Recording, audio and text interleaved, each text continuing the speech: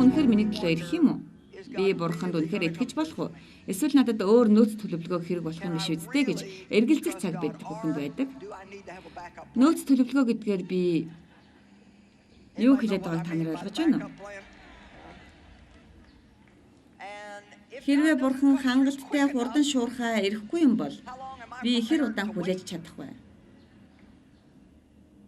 Би хүлээхэд бэлтгэгдсэн үү?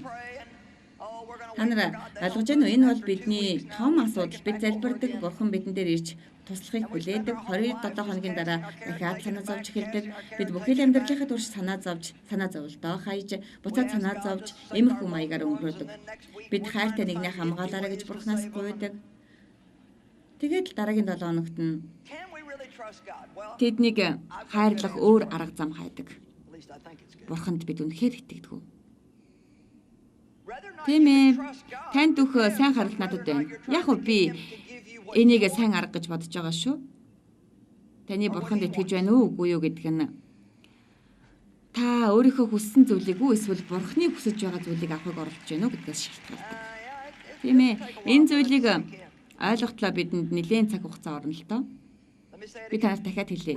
Бид бурханд итгэх эсэх нь өөрийнхөө хүсэж байгаа зүйлийг авах гэж бурханд итгэж байна уу? Эсвэл тэрний төгс хүслийн дагуу төгс арга замаар төгс цагт бидэнд өгөгдөх болно гэж итгэж байгаа эсгээс шалтгаалдаг юм. Бид бурханд өөрийнхөө хүсэж байгаа зүйлийг хэлэхдээ үнэхээр сайн.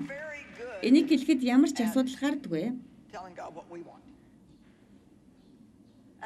Библиэлд чи гуйдаггүй учраас чамд байдаггүй гэж хэлсэн байдаг.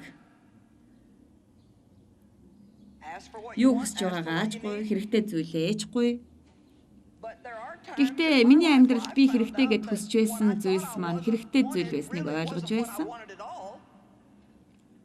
Бурхан миний хүсэж байгаа зүйлийг өгөхгүй байгаагаас болж би маш их уур уцаартай цаг хугацааг өнгөрөөж байсан үе надад байсан. Харин дараа нь бурхан миний хүсэж байгаа зүйлийг өгөөгүйд нь бурханд талархаж байсан.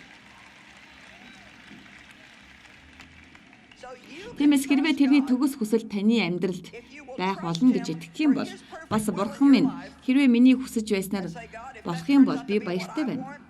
Гэхдээ минийхэр болохгүй бол миний хүсэж байгаас илүүгээр таны хүсэж байгаа зүйлийг би хүсэх болно гэж хэлэх юм бол та бурханд итгэж байна гэсэн үг.